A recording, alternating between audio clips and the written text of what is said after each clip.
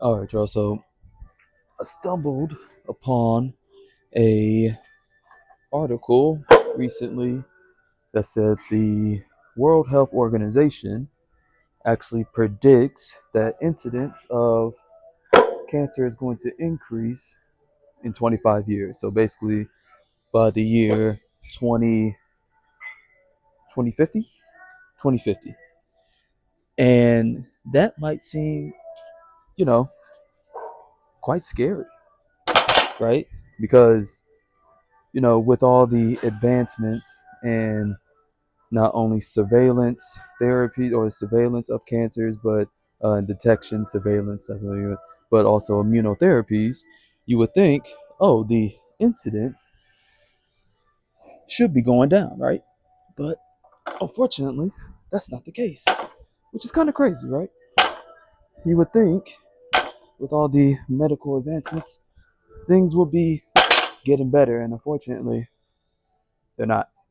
Now, you might be thinking to yourself, well, why would, you know, cancer be increasing, with all the advancements in healthcare. Now, they predict that these increases will be because of low income or people living below the poverty line or poor nations, poor neighborhoods.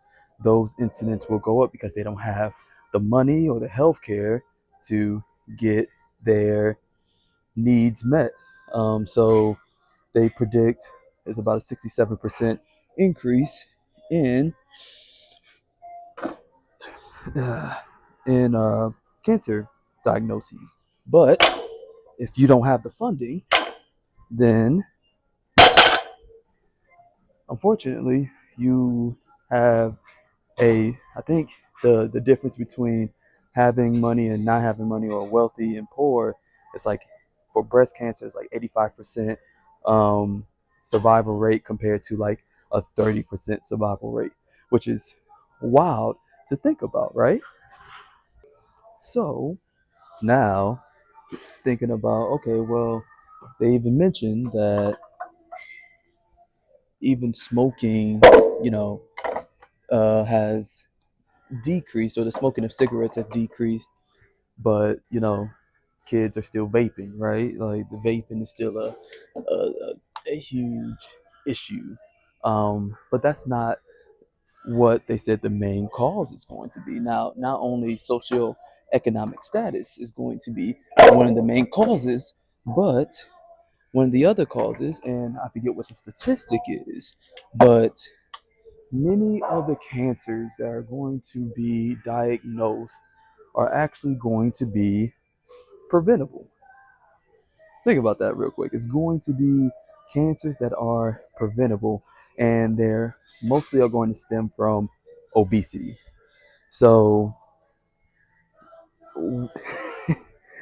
I think the main takeaway here is, we're going to see major advancements